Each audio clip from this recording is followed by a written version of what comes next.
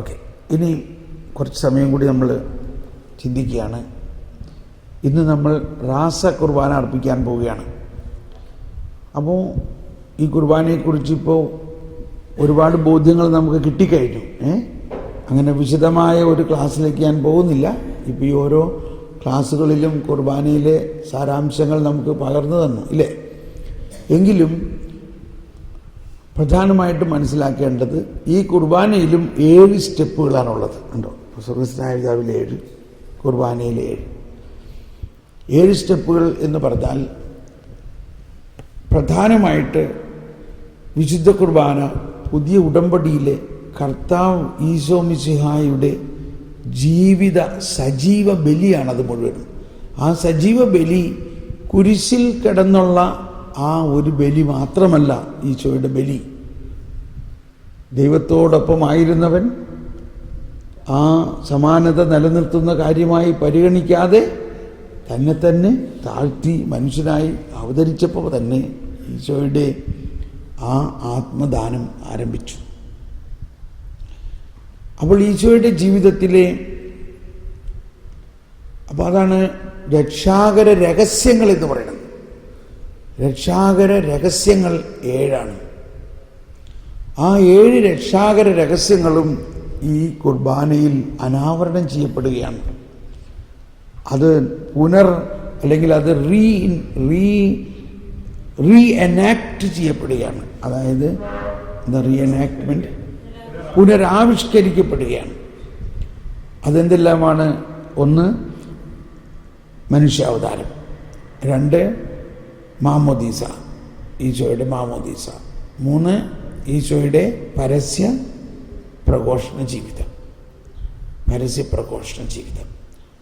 പരസ്യ ജീവിതം, 4 പീഡാസഹനവും മരണവും, 5 ഉയർപ്പ്, പുനരുത്ഥാനം, 6 സ്വർഗാരോഹണം, 7 സ്വർഗ അവരോഹണം അഥവാ പന്തക്കോസ്ത. ഇതാണ് മെയിൻ പോയിന്റ് എങ്കിൽ അതേ സമയത്ത് ദ ഹിസ്റ്ററി ഓഫ് സാൽവേഷൻ, അതായത് രക്ഷയുടെ ഒരു ചരിത്രമുണ്ട്. ഈ സംഭവം പെട്ടെന്നങ്ങ് ഉണ്ടായ ഒരു കാര്യമല്ല. ആ രക്ഷാകര ചരിത്രമാണ് പഴയ നിയമം മുഴുവനും. ആ പഴയ നിയമത്തിലെ രക്ഷാകര ചരിത്രം മുഴുവനും ഈ കുർബാനയുടെ ബാക്ക്ഗ്രൗണ്ടിലുണ്ട്. അതേസമയം എസ്കറ്റോളജി, അതായത് യുഗാന്ത്യപരമായ യാഥാർത്ഥ്യം. അപ്പോൾ എപ്പോഴും നമ്മുടെ വിശ്വാസത്തിൻ്റെ ഒരു പ്രത്യേകത, വിശ്വാസം എപ്പോഴും ആൻറ്റിസിപ്പേറ്ററി ആണ്. അതായത് വരാനിരിക്കുന്നതും അല്ലെങ്കിൽ കഴിഞ്ഞു പോയതുമായ സംഭവത്തിൽ ഇന്ന് നമുക്ക് പങ്കുചേരാം. അതാണ് ക്രിസ്തീയ വിശ്വാസത്തിൻ്റെ പ്രധാന രഹസ്യം. എന്തുകൊണ്ടെന്നാൽ യേശു ക്രിസ്തു ഇന്നലെയും ഇന്നും എന്നും ഒരാൾ തന്നെയാണ്. ദൈവം ഇന്നലെയും ഇന്നും എന്നും ഒരാൾ തന്നെയാണ്. ദൈവം ആദിയും അന്തവുമാണ്. ദൈവം ആൽഫായും ഒമേഗാവുമാണ്. അപ്പോൾ ഈ യുഗാന്ത്യത്തിൽ വരാനിരിക്കുന്ന ആ യേശുവാണ് ഇവിടെ ഈ കുർബാനയിൽ ഇപ്പോൾ വന്നിരിക്കുന്നത്. അതുകൊണ്ടാണ് പല പ്രാർത്ഥനകളും ശരീരത്തിൻ്റെ ഉയർപ്പിലും നിത്യമായ ജീവിതത്തിൽ ഞാൻ വിശ്വസിക്കുന്നു എന്ന് പറയുമ്പോൾ അന്ത്യദിനത്തിൽ ലഭിക്കാനിരിക്കുന്ന ഉയർപ്പ് നമുക്ക് ഇപ്പോൾ ലഭിക്കുന്നു എന്നതാണ്. അതൊരു തത്വമായിട്ടല്ല, അതൊരു സത്യമായിട്ടാണ്.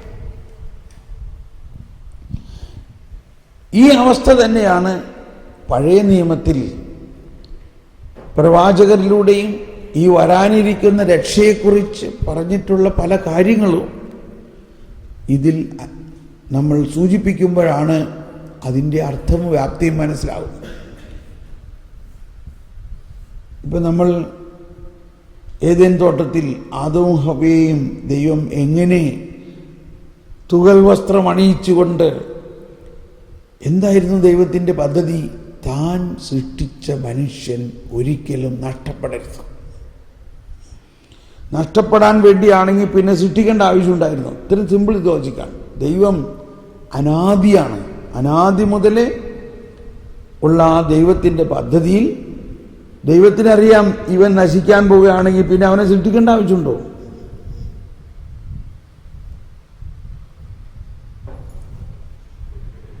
മനസ്സിലാവുന്നുണ്ടോ?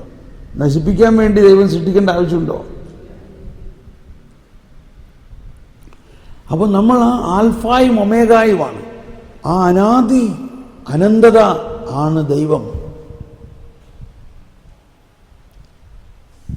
ദൈവം ആൽഫായും ഒമേഗയുമാണെന്നുള്ള ആ ഒരു ബോധ്യത്തിലാണ് നമുക്ക് ആരാധന ക്രമം.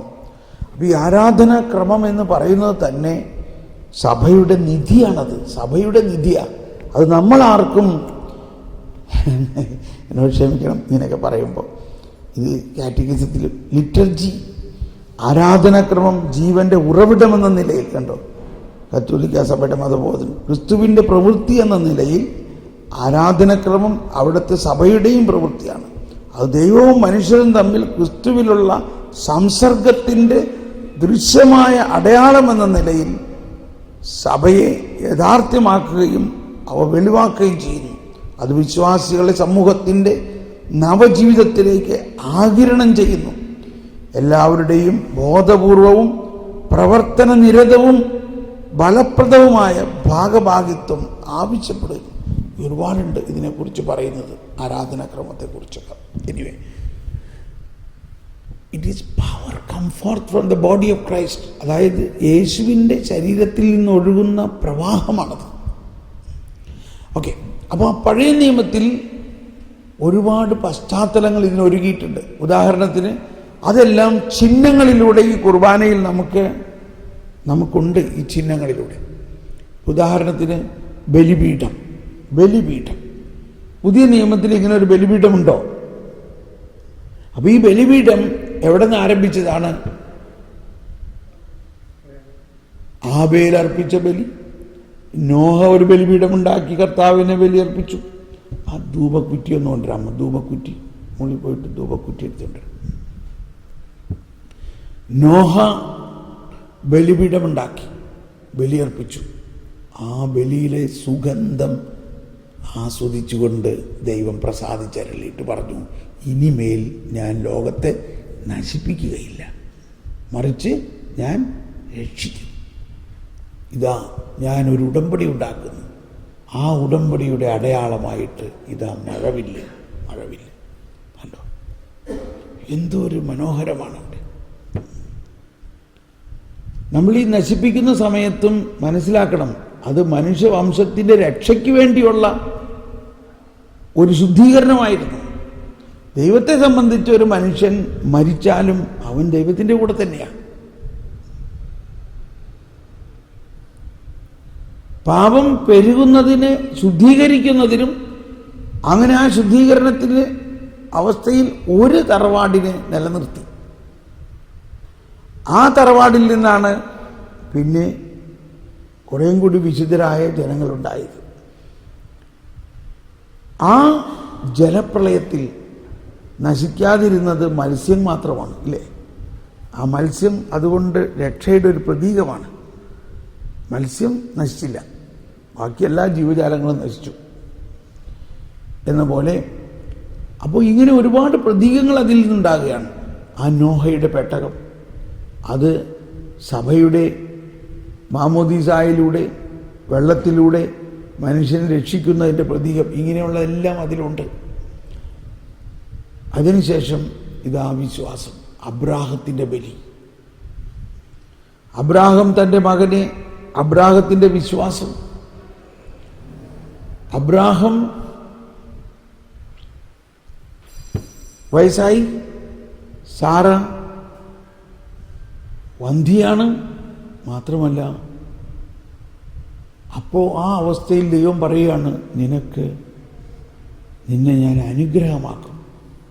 അപ്പോൾ പണ്ടത്തെ കാലത്ത് ഒരു വന്ധ്യത എന്ന് പറഞ്ഞാൽ ഏറ്റവും അനുഗ്രഹമില്ലാത്ത ഒരവസ്ഥയാണ്. ഇപ്പോൾ കണ്ടോ, എലിസബത്ത് വന്ധ്യയായിരുന്നു. ആ വന്ധ്യത, ഇത് ഞാൻ എൻ്റെ പഴയ നിയമത്തിൻ്റെ അവസ്ഥയാണ്. വന്ധ്യത നിയമത്തിൽ നിന്നും, നിയമം വന്ധ്യമാണ്. നിയമത്തിന് ഫലം പുറപ്പെടുവിക്കാൻ പറ്റില്ല. നിയമത്തിന് ഫലമുണ്ടാകാൻ പറ്റില്ല. അങ്ങനെ നിയമത്തിൻ്റെ വന്ധ്യതയുടെ അവസ്ഥയിലേക്കാണ് ഈശോ അനുഗ്രഹം കൊണ്ടുവരുന്നത്. ആരുടെ കഴിവുകൊണ്ട് അനുഗ്രഹം? ആ വന്ധ്യരായ ഭാര്യ ഭർത്താക്കന്മാരുടെ കഴിവുകൊണ്ടാണോ അവർക്ക് കുഞ്ഞുണ്ടായത്? ആയോ? അല്ല. Thank you. ഇതാണ്. ഇങ്ങനെ പിടിച്ചോ, ഇവിടെ അടുത്ത് കണ്ടോ. ഈ ഈ ഈ ധൂപക്കുറ്റി ഒന്ന് നോക്കിക്കോട്ടോ. ഈ ധൂപക്കുറ്റിയിൽ നിന്ന് നമുക്കൊരു കാര്യം പഠിക്കാനുണ്ട്. അതാണ്, നോഹയുടെ കാലത്ത് മുതൽ ധൂപാർപ്പണം നടത്തി ദൈവത്തെ പ്രസാദിപ്പിക്കുമായിരുന്നു. ഇപ്പോൾ മലങ്കര അവർക്ക് ഇതിനെ കൂടുതൽ അറിവുള്ളതാണ്. ഈ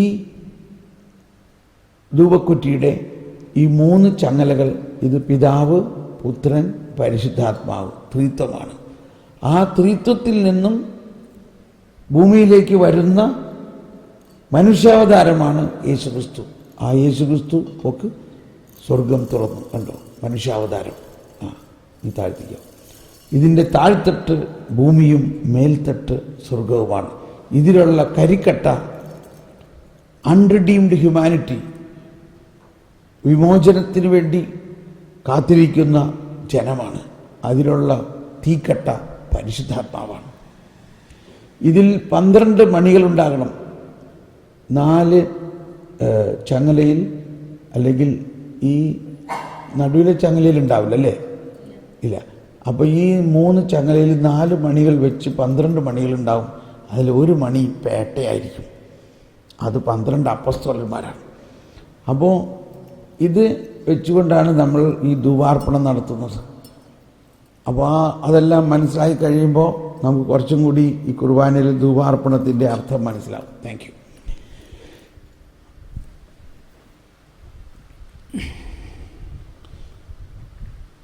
ഓക്കെ. അപ്പോൾ ഈ പഴയ നിയമത്തിലെ ഒരുപാട് സംഭവങ്ങൾ അനുഗ്രഹത്തിൻ്റെ സ്രോതസ്സാണ്. ഒന്ന്, വന്ധ്യകൾ ഗർഭിണിയാവണം. മനുഷ്യർ പാപം മൂലം ആ പാപത്തെ അറിയുന്ന കൽപ്പനയൊക്കെ അറിഞ്ഞാലും അവൻ ഒരു അനുഗ്രഹമില്ലാത്ത അവസ്ഥയിലാണെങ്കിൽ ദൈവത്തിൽ നിന്നാണ് അനുഗ്രഹം. സാറ വന്ധ്യയാണ്. കർത്താവ് പറഞ്ഞു, നിനക്ക് ആകാശത്തിലെ നക്ഷത്രങ്ങളെപ്പോലെ കുഞ്ഞുങ്ങളെ തരും, മക്കളുണ്ടാവും. അത് അബ്രാഹത്തിന് കാണിച്ചു കൊടുത്ത ആകാശത്തിലെ ആ നക്ഷത്രങ്ങളിൽ ഒരാൾ നിങ്ങളാണോ? നിങ്ങളാണോ? നിങ്ങളാണോ? നിങ്ങളാണോ? അതാ, അന്നേ നിങ്ങളെ കർത്താവ് കണ്ടു. ആകാശത്തിലെ നക്ഷത്രങ്ങളെ പോലെ ഞാൻ നിനക്ക് മക്കളെ തരും. നമ്മൾ എന്താ നമ്മളെക്കുറിച്ച് വിചാരിച്ചേക്കണേ? നമ്മളൊരു സ്റ്റാറാണ്. അന്ന് അബ്രാഹത്തിന് കാണിച്ചു കൊടുത്ത ആ നക്ഷത്രങ്ങളിൽ ഒരു നക്ഷത്രം തോമസ് പോളാണെന്നുള്ളതിന് യാതൊരു സംശയമില്ല. ഒരു നക്ഷത്രം നിങ്ങൾ ഓരോരുത്തരുമാണ് ഒരു നക്ഷത്രം. എനിവേ, അന്ന് അബ്രാഹത്തിന് കൊടുത്ത ആ വിശ്വാസമാണ് ഈ കൂദാശകളുടെ എല്ലാം അനുഗ്രഹത്തിൻ്റെ സ്രോതസ്. കൂദാശകൾ അനുഗ്രഹത്തിൻ്റെ സ്രോതസ്സാണെങ്കിൽ അനുഗ്രഹം മനുഷ്യൻ്റെ പ്രവൃത്തിയിലൂടെ അല്ല. മനുഷ്യൻ്റെ പ്രവൃത്തിയിലൂടെ അല്ല സാറ ഗർഭിണിയായത്. ശ്രദ്ധിക്കണം. അവളുടെ ഗർഭം വരണ്ടു എന്ന് പറഞ്ഞാൽ എന്താ അർത്ഥം? അവൾ മെനോപ്പസിലേക്ക് പ്രവേശിച്ചു. ഒരു സ്ത്രീ മെനോപ്പസിലേക്ക് പ്രവേശിച്ചു കഴിഞ്ഞാൽ പിന്നെ അവൾക്ക് ഗർഭിണിയാകാനുള്ള വല്ല ചാൻസ് ഉണ്ടോ? എന്തുകൊണ്ട്? അവളുടെ അണ്ഡം പുറത്തു വരുന്നില്ല. അണ്ഡം ഗർഭപാത്രത്തിലേക്ക് വന്നാലല്ലേ ബീജവുമായിട്ട് കലരാൻ പറ്റുള്ളൂ. അപ്പോൾ ആർത്തവം ഇല്ലാത്ത അവസ്ഥയിൽ അണ്ഡം പുറത്തേക്ക് വരുന്നില്ല. അതാണ് ഗർഭം വരേണ്ട അവസ്ഥ എന്ന് പറയുന്നത്. അണ്ഡമില്ലാതെ എങ്ങനെ ഗർഭം ധരിക്കും? അവിടെയാണ് ദൈവത്തിൻ്റെ ജീവൻ നൽകുന്ന ശക്തി. ജീവൻ നൽകുന്ന ശക്തിക്ക് ദൈവത്തിന് എന്തെങ്കിലും അസാധ്യമാണോ? ഇതുപോലെ തന്നെയുള്ള ഒരു ഫിനോമിനയാണ് മറിയത്തിൽ. മറിയം പറയാണ്, ഞാനൊരു പുരുഷനെ അറിയില്ലല്ലോ. അപ്പോൾ മറിയം ഗർഭം ധരിച്ചത് പുരുഷ ബീജമില്ലാതാണ്. അണ്ടമുണ്ട് മറിയത്തിൽ, ബീജമില്ല. സാറായിൽ അണ്ടമില്ല, ഒരുപക്ഷെ ബീജമുണ്ടായിരുന്നിരിക്കും. മനസ്സിലായോ? ഇതൊക്കെ ഒന്ന് മനസ്സിലാവും. അപ്പോൾ എന്താണ് അവിടെ രണ്ടു വശത്ത് നടന്നത്? ദൈവത്തിൻ്റെ നേരിട്ടുള്ള ജീവദായക ശക്തി, ജീവൻ കൊടുക്കുന്നവനാണ് ദൈവം. അപ്പൊ അങ്ങനെ പഴയ നിയമത്തിൽ പല വന്ധ്യകളിലും ഗർഭം ധരിക്കാൻ യാതൊരു സാധ്യതയില്ലാതിരുന്നവരിലേക്ക് കർത്താവ് നേരിട്ട് ഗർഭധാരണം കൊടുക്കുന്നത് ഈ വരാനിരിക്കുന്ന ദൈവത്തിന്റെ മുൻകൈ എടുക്കലിലൂടെ രാജ്യം സംസ്ഥാപിതമാക്കുന്നതും മനുഷ്യനെ ജീവിതത്തെ രൂപാന്തരപ്പെടുത്തുന്നതിൻ്റെ പുതിയ സൃഷ്ടിയാകുന്നതിൻ്റെ ഒരു ചിഹ്നമാണ്. അന്നേ മുതലേ ഈ പുതിയ സൃഷ്ടിയാകൽ തുടങ്ങി. അബ്രാഹത്തിനോട് പറഞ്ഞു, ഇനിമേൽ നിന്റെ പേര് അബ്രാം എന്നല്ല, നീ പുതിയ സൃഷ്ടിയായിരിക്കുന്നു, നീ അബ്രാഹമായിരിക്കും. സാറായിയുടെ പേര് ഇനി സാറായി എന്നല്ല, അവൾ പുതിയ സൃഷ്ടിയായിരിക്കുന്നു, അവൾ സാറായിരിക്കും. യാക്കോബേ, ഇനി നിന്റെ പേര് യാക്കോബ് എന്നല്ല, നീ ദൈവത്തോടും മനുഷ്യനോടും മല്ലടിച്ച് ജയിച്ചിരിക്കുന്നു, നീ ഒരു പുതിയ സൃഷ്ടിയാണ്, നിന്റെ പേര് ഇനി എന്തായിരിക്കും? ഇസ്രായേൽ എന്നായിരിക്കും. അല്ലോ, അന്നേ മുതൽ ഇതൊക്കെ ആരംഭിച്ചിരിക്കുന്നു. അപ്പോൾ അവിടെ ദൈവം അനുഗ്രഹം കൊണ്ടുവന്നത് അബ്രാഹത്തിന്റെ എന്തെങ്കിലും പ്രവൃത്തിയിലൂടെ ആണോ? അല്ല. അപ്പൊ അങ്ങനെ അബ്രാഹത്തിന് സാറയിൽ കുഞ്ഞുണ്ടാവുന്നത്, അത് ഈ പുതിയ നിയമത്തിന്റെ എല്ലാം ആരംഭം അവിടെയാണ്. വാഗ്ദാനത്തിൽ നിന്നുണ്ടാകുന്നു, പ്രവൃത്തിയിൽ നിന്നല്ല. ആ മകനെ വലുതായി കഴിഞ്ഞപ്പോൾ കർത്താവ് പറയുകയാണ്, നീ സ്നേഹിക്കുന്ന നിന്റെ ഏക മകനെ എനിക്കായി ബലിയർപ്പിക്കുക. അപ്പോൾ ഈ യെശയ്യായിൽ പറയുന്നുണ്ട്, രക്ഷ തേടുന്നവരെ, നീതി തേടുന്നവരെ, നിങ്ങളെ വെട്ടിയെടുത്ത പാറയിലേക്കും നിങ്ങളെ കുഴിച്ചെടുത്ത ഖനിഗർഭത്തിലേക്കും നോക്കുവിൻ. യെശയ്യാ 51 വായിച്ചേ. യെശയ്യാ 51, യെശയ്യാ 51 1ഉം 2ഉം കണ്ടോ? നമ്മൾ 42, 50, 51, 52, 3, 53, 54 പോകുന്നു പറഞ്ഞു. ആ രക്ഷയെക്കുറിച്ചുള്ള പ്രവചനങ്ങളിൽ പറയുകയാണ്, രക്ഷ തേടുന്നവരെ, കർത്താവിനെ അന്വേഷിക്കുന്നവരെ, രക്ഷ തേടുന്നവരെ, എന്റെ വാക്ക് കേൾക്കുവിൻ. നിങ്ങളെ വെട്ടിയെടുത്ത പാറയിലേക്കും, എല്ലാവരും ശബ്ദമുയർത്തി, നിങ്ങളെ വെട്ടിയെടുത്ത പാറയിലേക്കും നിങ്ങളെ കുഴിച്ചെടുത്ത ഖനിഗർഭത്തിലേക്കും നോക്കുവിൻ. നിങ്ങളുടെ പിതാവായ അബ്രാഹത്തെയും നിങ്ങളെ വഹിച്ച സാറായെയും നോക്കുവിൻ. വായിച്ചോളൂ. അബ്രാഹം ഏകനായിരിക്കെ ഞാൻ അവനെ വിളിച്ചു, ഞാൻ അവനെ അനുഗ്രഹിച്ചു, അവൻ വർദ്ധിച്ചു പെരുകി. കർത്താവ് സിയോനെ ആശ്വസിപ്പിക്കും, അവളുടെ വിജനപ്രദേശങ്ങളെ സാന്ത്വനപ്പെടുത്തും.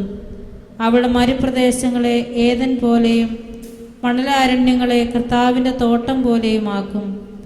സന്തോഷവും ആനന്ദവും നന്ദി പ്രകടനങ്ങളും ഗാനാലാപങ്ങളും അവളിൽ നിറയും. എൻ്റെ ജനമേ, എൻ്റെ വാക്ക് കേൾക്കുവിൻ. എൻ്റെ രാജ്യമേ, എനിക്ക് ചെവി തരുവിൻ. എന്നിൽ നിന്ന് ഒരു നിയമം പുറപ്പെടും, എൻ്റെ നീതി ജനതകൾക്ക് പ്രകാശമായി കണ്ടോ? എന്നിൽ നിന്ന് ഒരു പുതിയ നിയമം പുറപ്പെടും, എന്നിൽ നിന്ന് ഒരു പുതിയ നീതി പുറപ്പെടും. കണ്ടോ? അതെവിടുന്ന് ആരംഭിച്ചു? അതിനെവിടെയായിരുന്നു ഉത്ഭവം? നിന്നെ വെട്ടിയെടുത്ത പാറയിലേക്കും നിന്നെ കുഴിച്ചെടുത്ത ഖനിഗർഭത്തിലേക്ക് നോക്കുവിൻ. ആ സാറായുടെ ഗർഭത്തിൽ അവൾക്ക് ഗർഭധാരണ ശേഷിയില്ല, അവളുടെ ഗർഭം വരണ്ട ഗർഭത്തിൽ ദൈവം പുതുജീവൻ നൽകി. അതാണ് ദൈവത്തിൻ്റെ അനുഗ്രഹത്തിൻ്റെ സ്രോതസ്. വിശ്വാസത്തിലൂടെ അബ്രാഹാം വിശ്വസിച്ചു. എന്ത് വിശ്വസിച്ചു? ദൈവത്തിനൊന്നും അസാധ്യമല്ല. ഈ വിശ്വാസം അബ്രാഹത്തിന് എവിടെ നിന്ന് കിട്ടി? ദൈവം തന്നെ കൊടുത്ത ദാനമാണ്.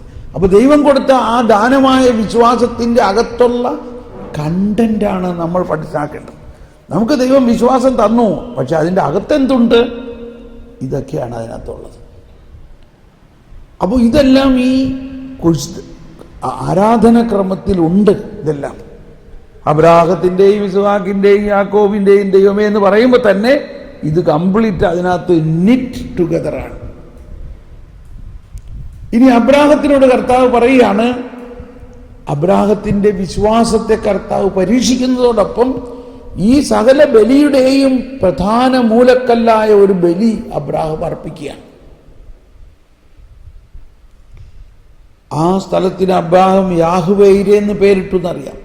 ആ മോറിയ പർവ്വതത്തിലാണ് പിന്നീട് ദാവീദിനോടും സോളമനോടും പറഞ്ഞത് ജെറുസലേം ദേവാലയം ഉണ്ടാക്കാൻ പറഞ്ഞതും. ആ ജെറുസലേം ദേവാലയത്തിന്റെ താഴ്വരയിലാണ് ഗിദ്രിയോൻ വാലിയും ഒലിവുമലയും. ആ ജെറുസലേം ദേവാലയമാണ് പിന്നീട് നശിപ്പിക്കപ്പെട്ടതും പിന്നീട് യേശുവിന് വരവിന് മുമ്പായിട്ട് വീണ്ടും പണിതുയർത്തിയതും. ആ ദേവാലയത്തെ നോക്കിയിട്ടാണ് രണ്ടാമത് പണിതുയർത്തിയ ദേവാലയത്തെ 46 സംവത്സരം കൊണ്ട് പണിതുയർത്തിയ ദേവാലയത്തെ നോക്കിയിട്ടാണ് കർത്താവ് പറഞ്ഞത്, ഇതും കല്ലിന്മേൽ കല്ല് ശേഷിക്കില്ല. അങ്ങനെ മനുഷ്യനിർമ്മിതമായ ദേവാലയങ്ങൾ ദൈവം ഉണ്ടാക്കി കാണിച്ചു കൊടുത്തിട്ട് പറയാണ്, ഇതല്ല ഞാൻ ആഗ്രഹിക്കുന്ന ദേവാലയം. ഞാൻ ആഗ്രഹിക്കുന്ന ദേവാലയം മനുഷ്യ ഹൃദയങ്ങളാകുന്ന ദേവാലയങ്ങളാണ്. ഇവിടെ ഇരിക്കുന്ന നിങ്ങൾ ഓരോരുത്തരും ജെറുസലേം ദേവാലയത്തിലെ പ്രതിഷ്ഠയേക്കാൾ കൂടുതൽ ശക്തരാണെന്ന് മനസ്സിലാക്കണം. ഓക്കെ, അപ്പൊ അതൊരു ട്രാക്ക്. അങ്ങനെ അബ്രാഹത്തിനോട് പറയാണ്, നീ സ്നേഹിക്കുന്ന നിന്റെ ഏക മകനെ എനിക്കായി ദഹനബലി അർപ്പിക്കുക. അബ്രാഹം ഉടനെ തയ്യാറാവുകയാണ്. അതാണ് വിശ്വാസം. ഭാര്യയോട് പോലും പറഞ്ഞില്ല. അത് വിശ്വാസത്തിന്റെ വേറൊരു ഭാഗമാണ്. അബ്രാഹം ഇസ്ഹാക്കിനെയും അവനെ അറക്കാനുള്ള കത്തിയും അവനെ ദഹിപ്പിക്കാനുള്ള വിറകുമായിട്ട് 2 വേലക്കാരും കഴുതയെയും കൂട്ടിക്കൊണ്ട് 3 ദിവസം ഉള്ള യാത്ര. ഈ 3 ദിവസം ഈശോയുടെ 3 ദിവസത്തെ പീഠാനുഭവത്തിൻ്റെ ഉയർപ്പിൻ്റെയും ഒരു സമയം കൂടിയാണ്. ഈ 3 ദിവസം അബ്രാഹം എന്ത് ചിന്തിച്ചിരിക്കണം? തനിക്ക് തന്ന ഈ നിധിയായ തൻ്റെ ഏക മകനെ ബലിയർപ്പിക്കാൻ പറയുകയാണ്, അറക്കാൻ പറയുകയാണ്, ദഹിപ്പിക്കാൻ പറയുകയാണ്. അതിന് അനുസരിക്കുകയാണ്. അനുസരിച്ചുകൊണ്ട് അവനെയും കൊണ്ട് നടക്കുകയാണ്. ഈ സമയത്ത് അബ്രാഹത്തിൻ്റെ ആത്മാവിലുണ്ടാകുന്ന ചിന്ത, ആ ചിന്ത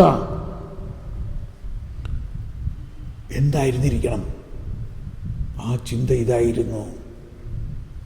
വരട്ടെ, ആ ചിന്ത വളരെ ശക്തമായി വിശ്വാസത്തിൻ്റെ ഏറ്റവും വലിയ സ്ഫോടനമാണ്. വിശ്വാസത്തിൻ്റെ ഏറ്റവും വലിയ ശക്തി അബ്രാഹത്തിന് മനസ്സിലായി. അബ്രാഹത്തിന് മനസ്സിലാക്കി കൊടുത്തു. അബ്രാഹം മോറിയ പർവ്വതത്തിൻ്റെ താഴ്വാരത്തിൽ വന്നപ്പോൾ പറഞ്ഞു, വേലക്കാരോട് പറഞ്ഞു, നിങ്ങൾ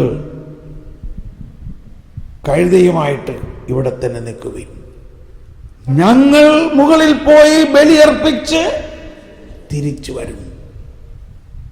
അപ്പൊ ആരൊക്കെ തിരിച്ചു വരും എന്നാ പറഞ്ഞ അവിടെ? ആരൊക്കെ തിരിച്ചു വരും? ഞങ്ങൾ തിരിച്ചു വരും. ആരൊക്കെ തിരിച്ചു വരും? അബ്രാഹമും ഇസ്ഹാക്കും തിരിച്ചു വരും എന്ന് എന്തുകൊണ്ട് അബ്രാഹത്തിന് അവിടെ പറയാൻ പറ്റി? എന്ത് വിശ്വാസം? അബ്രാഹം എന്ത് വിശ്വസിച്ചു? ദൈവം പറഞ്ഞേക്കണം അവനെ കൊല്ലാനല്ലേ പറഞ്ഞേക്കണം. അവനെ കൊന്ന് ദഹിപ്പിക്കുന്നവനെ പിന്നെ എങ്ങനെ തിരിച്ചു കൊണ്ടുവരും? എന്താ വിശ്വസിച്ചത് അബ്രാഹം അവിടെ? എങ്ങനെ തിരിച്ചു തരുമെന്ന് വിശ്വസിച്ചു. ചുമ്മാ അങ്ങനെ പറഞ്ഞാൽ പോരാ. എങ്ങനെ ദൈവം തിരിച്ചു തരുമെന്ന് അബ്രാഹം വിശ്വസിച്ചു.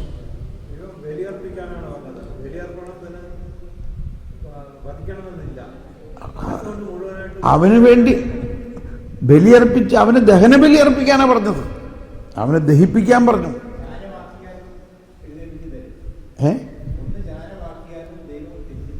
തിരിച്ചു തരും. എങ്ങനെ തിരിച്ചു തരും? You are very near. എങ്ങനെ തിരിച്ചു തരും? ഉയർപ്പിച്ചു ഉയർപ്പിച്ചു തരും. Praise the Lord. ഒരു വലിയ കൈയടി കൊടുത്ത സാറിന്. ഇവിടെയാണ് അബ്രാഹത്തിന് കൊടുത്ത വിശ്വാസത്തിന്റെ ഗോൾഡൻ പോയിന്റ്. അബ്രാഹം വിശ്വസിച്ചു. ദൈവത്തെ എന്ന് പറഞ്ഞാൽ മരിപ്പിക്കവനല്ല. വായിച്ചോളൂ, എബ്രായർ 11:19. എബ്രായർ 11:19. എബ്രായർ 11:19.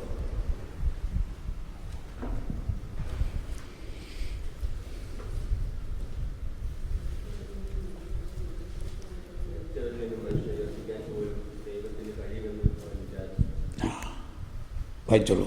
മരിച്ചവരിൽ നിന്ന് മനുഷ്യരെ ഉയർപ്പിക്കാൻ പോലും ദൈവത്തിന് കഴിയുമെന്ന് അവൻ വിചാരിച്ചു. അവൻ വിചാരിച്ചു എന്നുള്ളതിന് വിശ്വസിച്ചു എന്ന് നമുക്ക് ആക്കാം, ഇല്ലേ? വിചാരിച്ചത് എന്തുകൊണ്ടാണ്? വിശ്വസിച്ചുകൊണ്ടല്ലേ? ഒന്ന് പറഞ്ഞ എല്ലാവരും ഏറ്റു പറഞ്ഞുകൊണ്ട്, മരിച്ചവരിൽ നിന്ന് പോലും മനുഷ്യനെ ഉയർപ്പിക്കാൻ പോലും ദൈവത്തിന് കഴിയുമെന്ന് അവൻ വിശ്വസിച്ചു. അതുകൊണ്ട് അതാണ് ഈ 3 ദിവസം അവന്റെ അകത്തുണ്ടായ ഒരു അവസ്ഥ. അവൻ 3 ദിവസം ഇവനെ അറക്കും, ഇവനെ കൊല്ലും. പക്ഷെ അവന്റെ ഉള്ളിൽ കർത്താവ് കൊടുത്തിരിക്കുന്ന ആ വിശ്വാസത്തിന്റെ ഏറ്റവും സാന്ദ്രത ഇതാണ്: ഞാൻ കർത്താവ് അരുളി ചെയ്ത പോലെ എൻ്റെ മകനെ അറുത്താലും അവനെ ഉയർപ്പിക്കാൻ ദൈവത്തിന് കഴിവുണ്ടെന്ന് വിശ്വസിച്ചു. എന്തിനാണ് അവൻ ഉയർപ്പിക്കേണ്ടത്? കർത്താവ് തന്നെയാണ് അബ്രാഹത്തിനോട് പറഞ്ഞിരിക്കുന്നത്, നിന്റെ സന്തതിയിലൂടെ ആകാശത്തിലെ നക്ഷത്രങ്ങളെ പോലെ ഞാൻ സന്താനങ്ങൾ ഉണ്ടാക്കും. ഈ പ്രവചനം അല്ലെങ്കിൽ ഈ വാഗ്ദാനം, ഈ ഉടമ്പടിയിൽ നിന്ന് കർത്താവ് മാറുമോ? മാറില്ല. കർത്താവ് തന്നിരിക്കുന്ന ഉടമ്പടിയാണ്. ആ ഉടമ്പടി പൂർത്തിയാകണമെങ്കിൽ ഇസ്ഹാക്കിനെ ജീവിച്ചിരിക്കണം. പക്ഷെ ഇപ്പൊ കർത്താവ് പറയാണ്, നീ അവനെ കൊല്ലാൻ. ഞാൻ കൊല്ലും. കൊന്നാലും എന്റെ കർത്താവിന്റെ ശക്തി ഇതാണ്: ഞാൻ എൻ്റെ മകനെ ബലിയർപ്പിച്ചാലും മരിച്ചാലും അവനെ ഉയർപ്പിക്കാൻ ദൈവത്തിന് കഴിയും എന്നവൻ വിശ്വസിച്ചത് കൊണ്ടാണ് ഇവരോട് പറയുന്നത്, നിങ്ങൾ ഇവിടെ തന്നെ നിൽക്കുവിൻ, ഞങ്ങൾ പോയി ബലിയർപ്പിച്ച് തിരിച്ചു വരാം. എന്ന് പറഞ്ഞാൽ ആ ബലിയർപ്പിക്കും, ഞാൻ അവനെ കൊല്ലും, അവനെ ദഹിപ്പിക്കും, പക്ഷേ കർത്താവ് അവനെ ഉയർപ്പിച്ച് എൻ്റെ കയ്യിൽ തിരിച്ചു തരും. ഞാനങ്ങനെ. അതാണ് നമ്മുടെ ബലിയിൽ മുഴുവനും. ഉയർപ്പിൻ്റെ ശക്തിയാണ് ബലിയിൽ, നമ്മുടെ ബലിയിൽ മുഴുവനും. നോക്കി, ബലി എന്ന് പറയുന്നത് യേശുവിൻ്റെ പീഡാനുഭവവും മരണവും ഉയർപ്പുമാണ്. അപ്പൊ ഇതിന്റെ സൂചന അല്ലെങ്കിൽ ഇതിന്റെ ആ സാരാംശം അവിടെ മുതലേ ഉണ്ട്. അങ്ങനെ നോക്കൂ, അവസാനം ഈ മകനുമായിട്ട് മോറിയ പർവ്വതം കയറുകയാണ്. കണ്ടോ? എന്നാൽ ഇത് കർത്താവിന് അറിയാമെങ്കിൽ എന്തിനാണ് കയറ്റിയത്? അതാണ് നമ്മളുടെ സഹനം. നമ്മളെല്ലാവരും ഈ യേശുവിന്റെ പീഠാനുഭവത്തോട് യോജിക്കേണ്ടിയിരിക്കുന്നു. ഇത് അബ്രാഹം മുതൽ മാത്രമല്ല, ആദം മുതലുള്ളവരാണ്. അതുകൊണ്ടാണ് ആദത്തിനോട് പറഞ്ഞത്, നീ നിന്റെ നെറ്റിയിലെ വിയർപ്പ് കൊണ്ടും നീ മല്ലിടണം എന്ന് പറയുന്നത്. യേശുവിൻ്റെ വരാനിരിക്കുന്ന സഹനത്തിലുള്ള പങ്കാളിത്തം എല്ലാ മനുഷ്യർക്കുമുണ്ട്. കാരണം ആദത്തിൽ മനുഷ്യവംശം മുഴുവനും ഒന്നായിരിക്കുന്നത് പോലെ ക്രിസ്തുവിലും മനുഷ്യവംശം മുഴുവനും ഒന്നായിരിക്കുന്നു. അതുകൊണ്ട് ക്രിസ്തു അനുഭവിക്കുന്നതെല്ലാം മനുഷ്യവംശത്തിൻ്റെയും അനുഭവമാണ്. അത് സഹനത്തെക്കുറിച്ച് ഞാൻ വൈകുന്നേരം പറയാം. അപ്പം ഈ സഹനം കർത്താവ് കൊണ്ടുപോരുകയാണ്. ഒന്ന് ആലോചിച്ച് നോക്കും, ഒരപ്പൻ മകനെ അറക്കാനുള്ള കത്തിയും ദഹിപ്പിക്കാനുള്ള അഗ്നിയും വിറകുമായിട്ട് മല കയറുന്ന ആ അവസ്ഥ. അവിടെയാണ് വിശ്വാസം പരീക്ഷിക്കപ്പെടുന്നത്. എന്നാൽ ഇപ്പൊ ഈ മകൻ അറിഞ്ഞുകൂടെ ഇതൊന്നും. മുകളിൽ ചെന്നു ഇടയ്ക്ക് മകനെ കൊണ്ട് വീണ്ടും പരീക്ഷിപ്പിക്കുകയാണ്. അപ്പാ കുഞ്ഞാടെവിടെയാ? വിറകും തീയും നമ്മുടെ കയ്യിലുണ്ട്. കുഞ്ഞാടെവിടെയാ? എടാ മോനെ, നീയാണടാ കുഞ്ഞാടെന്ന് പറഞ്ഞില്ല. ദൈവം തരും.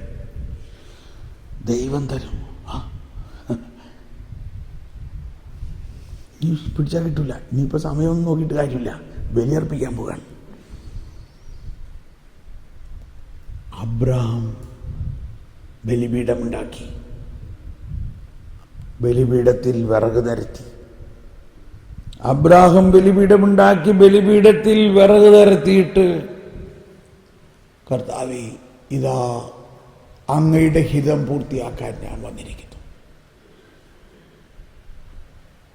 ആദം അനുസരണക്കേട് കാണിച്ചതിൻ്റെ പകരമായിട്ട് അനുസരിക്കുന്നു. സ്വന്തം മകനെ ബലിയർപ്പിക്കാനുള്ള അനുസരണമായിരിക്കുന്നു. അങ്ങനെയുള്ള അനുസരണത്തിൻ്റെ സമയത്ത് അബ്രാഹാം പുറത്തു തിരിഞ്ഞു മകന്റെ കൈ പിടിച്ചിട്ട് പറഞ്ഞു, എടാ മോനെ, നിന്നെയാണ് ബലിയർപ്പിക്കാൻ പോകുന്നത്.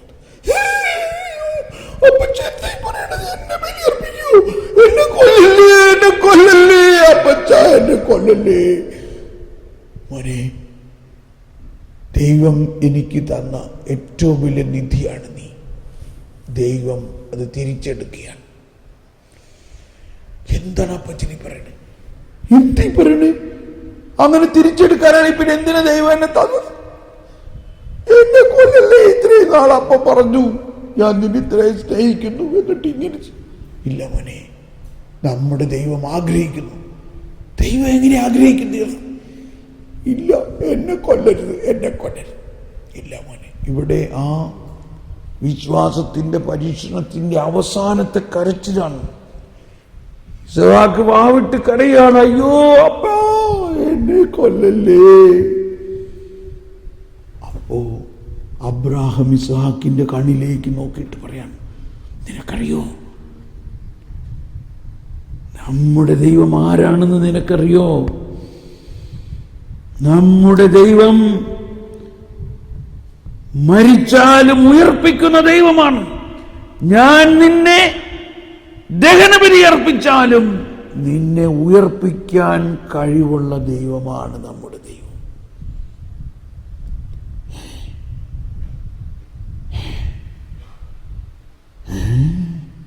ഇതാ ഇപ്പോൾ അബ്രാഹത്തിൽ നിന്ന് ആ ഉയർപ്പിലുള്ള വിശ്വാസം അടുത്ത തലമുറയിലേക്ക് പ്രസരിക്കുന്നു. അബ്രാഹത്തിന് ദൈവം കൊടുത്ത വിശ്വാസം ഇപ്പോൾ ഇസ്ഹാക്കിലേക്ക് പ്രസരിക്കുന്നു. ഇസ്ഹാക്ക് പറയാണ്, നമ്മുടെ ദൈവം മരിച്ചാലും മരിച്ചവരെ ഉയർപ്പിക്കാൻ കഴിവുള്ളവനാണ്. ആ മോനെ, എന്നാ എന്നെ ഇതാ ബലിയർപ്പിച്ചോളൂ, ഞാൻ ഉയർക്കും.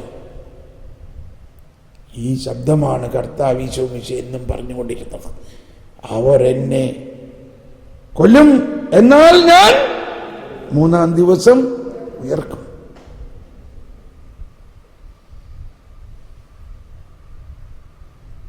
ഈ വിശ്വാസത്തിൻ്റെ ഏറ്റവും ശക്തമായ പ്രകടനമായിരുന്നു അബ്രാഹാം മകനെ കെട്ടിക്കടത്തിയിട്ട് കത്തിയെടുത്ത് കഴുത്തിൽ വെക്കുമ്പോൾ മാലാഖ കത്തി വലിച്ചു.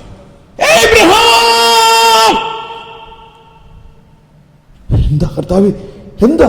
ഞാൻ അവനെ കൊല്ലും, അങ്ങ് പറഞ്ഞ പോലെ ഞാൻ ചെയ്യും, ഞാൻ അവനെ ബലിയർപ്പിക്കാൻ തയ്യാറാണ്. എന്താ ഇവിടെ കത്തി? എവിടെ?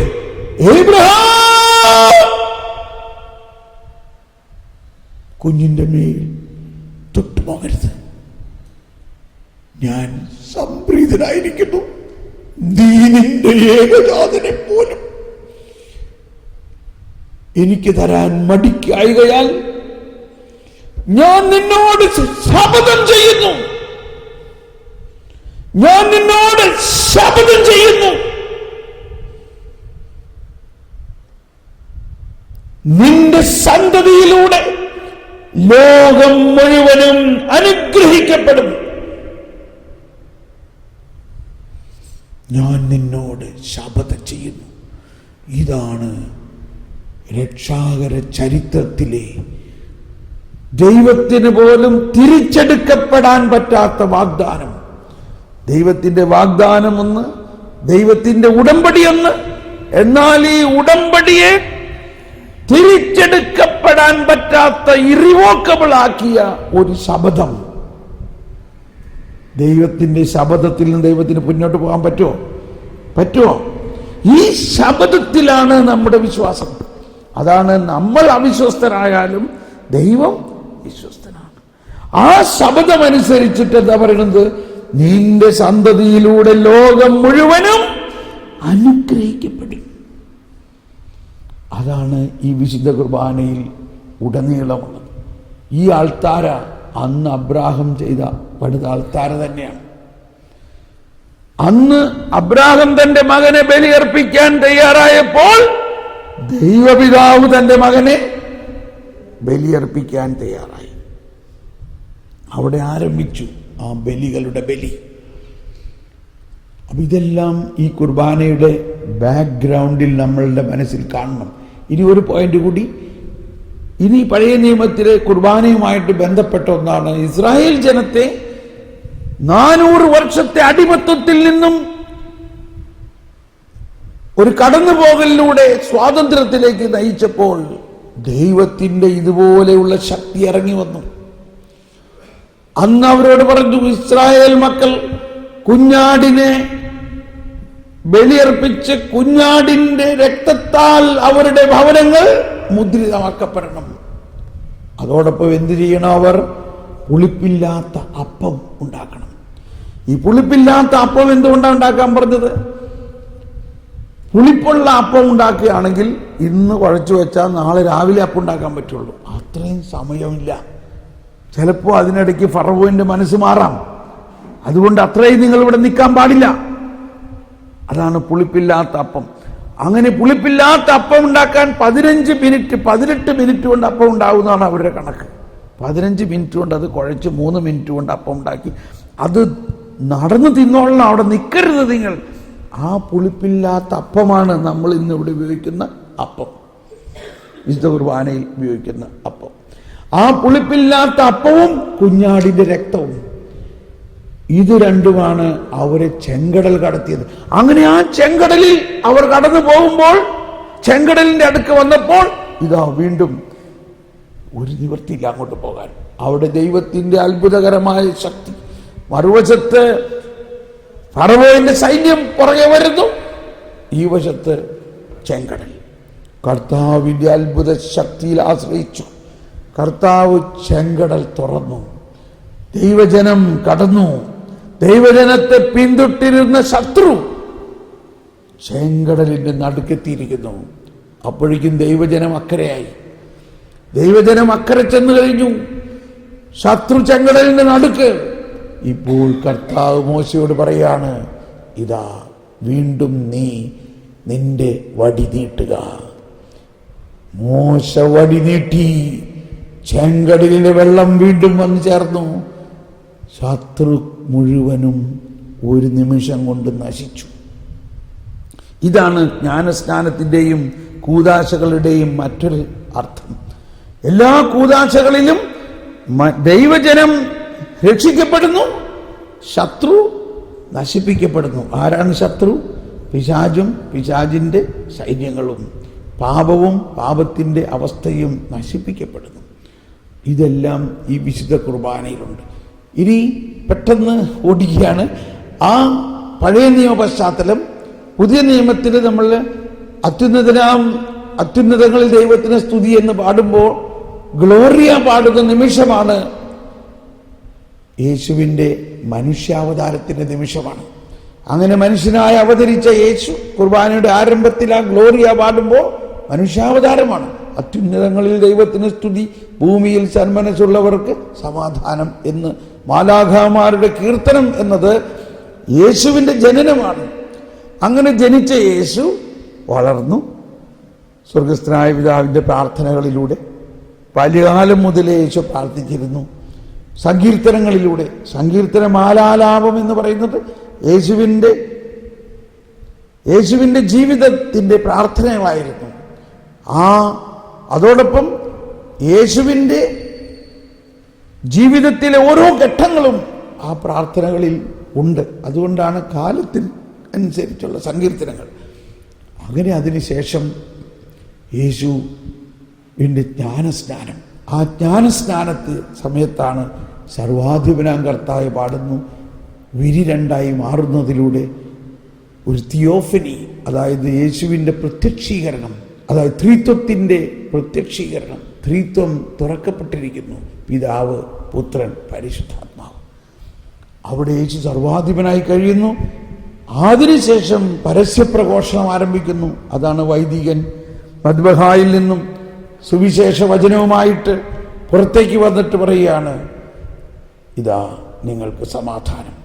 ഈ വചനം പ്രഘോഷിക്കുമ്പോൾ യേശു തന്നെയാണ് വൈദികൻ. യേശു ആവുന്ന വചനത്തെ പ്രഘോഷിക്കുന്നു. യേശുവിൻ്റെ പരസ്യ ജീവിതമാണ്. ആ പരസ്യ ജീവിതത്തിൽ യേശു വിശ്വാസത്തെക്കുറിച്ച് നമ്മളെ പഠിപ്പിക്കുന്നു.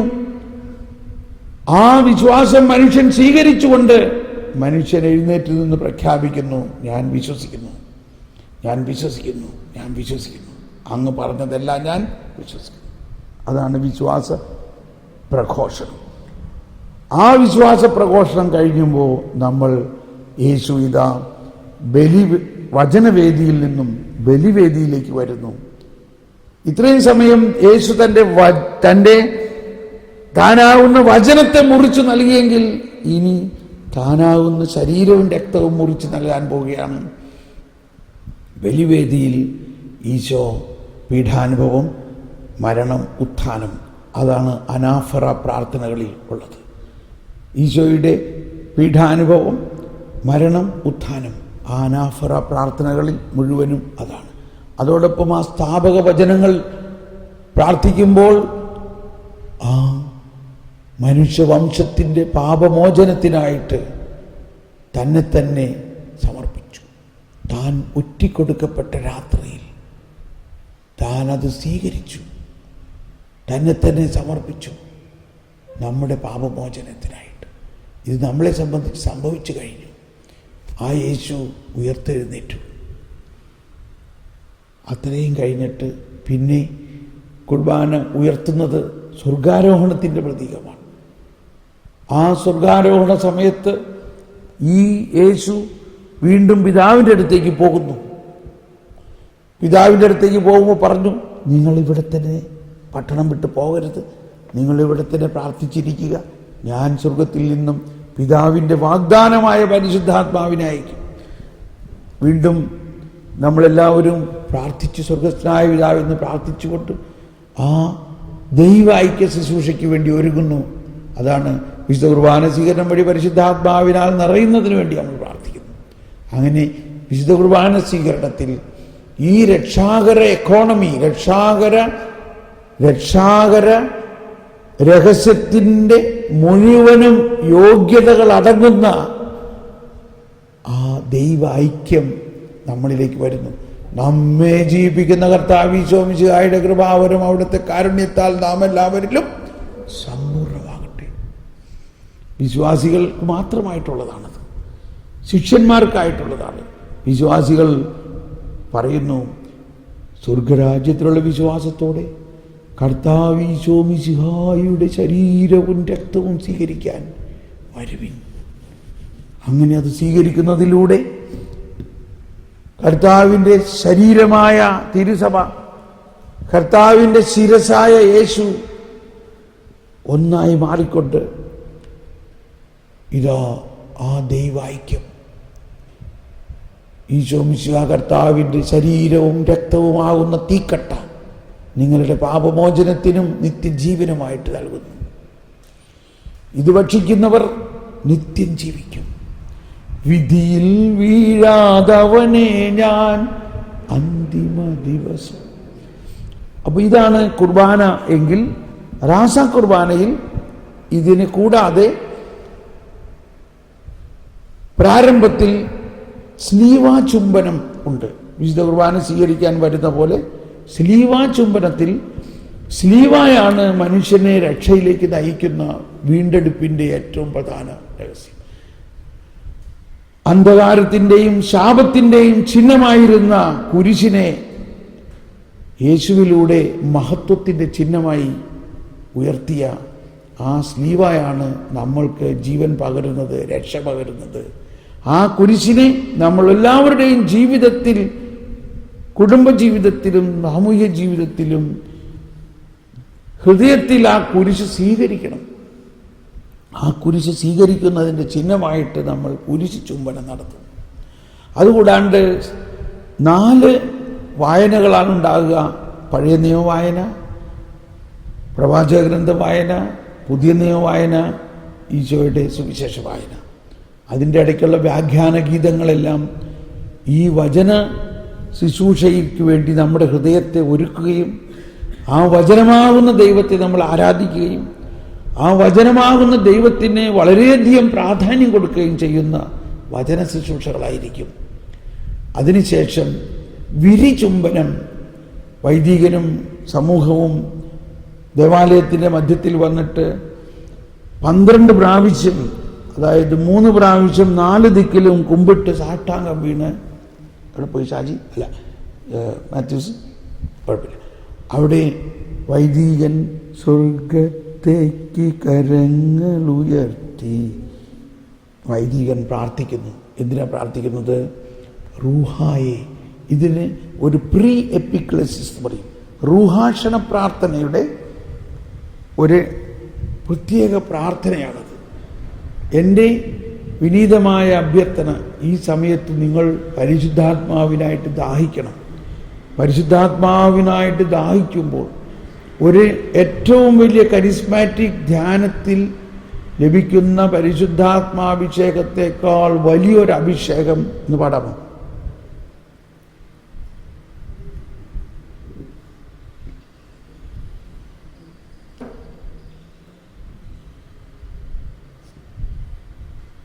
പാവനമാം ബലിപീഠ വന്നെത്തി വൈദികൻ സ്വർഗത്തേക്കു കരങ്ങളുയർത്തിയവൻ റൂഹായേ. പ്രാർത്ഥനയോടെ ക്ഷണിച്ചു സ്വർഗത്തിൽ നിന്നുമിതാ റൂഹ വന്നു വസിച്ചു മിശിഹാദൻ തിരുഗാത്രം പാവനമാക്കുകയാണി യാഗത്തിൽ തൻ ശോണിതവും. Thank you. ഇത് വളരെ പ്രത്യേകമായ ഒരു ലിറ്റർജിയിലെ സീറോ മലബാർ കുർബാനയുടെ ഏറ്റവും ആഘോഷകരമായ കുർബാനയിൽ ഈ ഭാഗത്ത് പരിശുദ്ധാത്മാവിൻ്റെ ഒരാവാസമുണ്ടാകുകയും, എനിക്ക് ആദ്യമൊക്കെ ഉണ്ടായിരുന്നു, ഞാനൊക്കെ അവിടെ നിൽക്കാൻ പറ്റാത്തതിൽ വാവിട്ട് കരഞ്ഞു പോയിട്ടുണ്ട്. നിങ്ങളും ഒരുപക്ഷെ വാവിട്ട് കരഞ്ഞു പോകാം, വിഷമിക്കണ്ട. ആ പരിശുദ്ധാത്മാവിൻ്റെ ഒരാവാസമാണ്. 12 പ്രാവശ്യം 4 ദിക്കിലേക്കും തിരിഞ്ഞ് വൈദികൻ കുമ്പിട്ട് സാഷ്ടാംഗം പ്രാർത്ഥിച്ചിട്ട് ഈ ഗാനം ആലപിച്ചുകൊണ്ട് വൈദികൻ മുട്ടിൽ നിന്ന് കരങ്ങളുയർത്തി സ്വർഗത്തേക്ക് കരങ്ങളുയർത്തി റൂഹായെ വിളിക്കുമ്പോൾ കർത്താവ് അരുളി ചെയ്തിരിക്കുന്ന പോലെ റൂഹ വരുന്നു.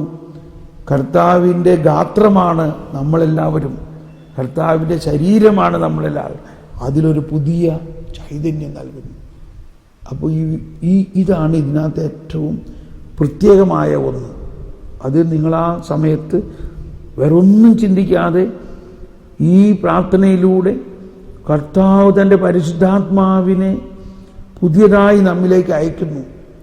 എപ്പോൾ വിളിച്ചാലും പരിശുദ്ധാത്മാവ് വരും. ഇവിടെ ഒരു വൈദികൻ 12 പ്രാവശ്യം പ്രാർത്ഥിക്കുന്നു, സാഷ്ടാംഗം വീണ് 4 പ്രാവശ്യം കരങ്ങൾ ഉയർത്തി ഈ ഗാനം ആലപിച്ച് പ്രാർത്ഥിക്കുന്നു.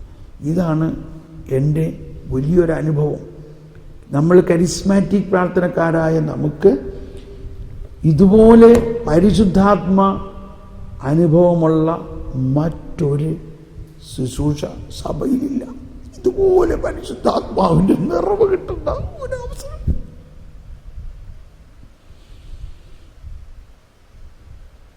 ഇത്രയും മനസ്സിലാക്കിയിട്ട് നമ്മൾ ഇപ്പോൾ ഭക്ഷണം കഴിച്ച് 9:30 എല്ലാവരും നേരെ പള്ളിയിലേക്ക് വരിക. ബലി ഈ കുർബാന ആരംഭിക്കുന്നതിന് വേണ്ടി 9:30 എല്ലാവരും എത്തുക. Okay, thank you.